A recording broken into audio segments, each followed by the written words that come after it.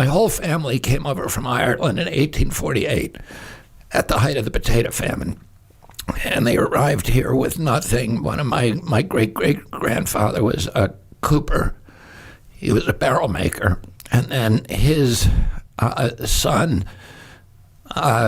owned a saloon, which was one of the common things that the Irish did. But the Irish came over from Ireland, where they had been a colony of the British for 600 years.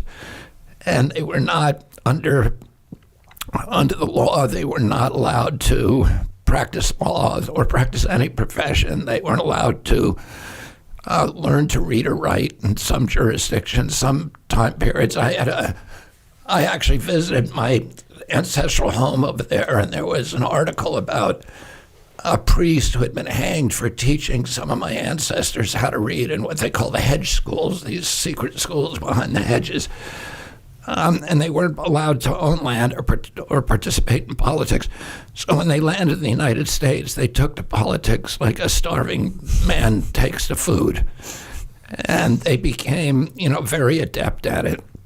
And they took over Boston, essentially. But my great-grandfather on one side was John Fitzgerald.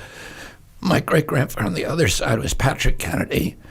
And they were both in politics. Patrick Kennedy was in the legislature. He was a political boss in Boston. And their children married.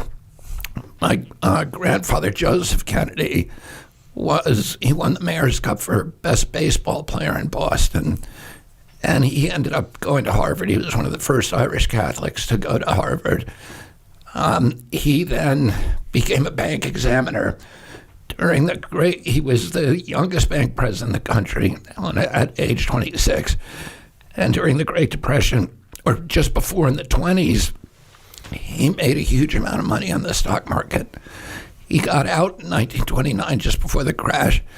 And during the Depression, he was one of 10 millionaires in the country. People say that he was a bootlegger. He was not. And I show that in the book. And, all the people who've actually seriously examined that say, yeah, he had nothing to do with bootlegging.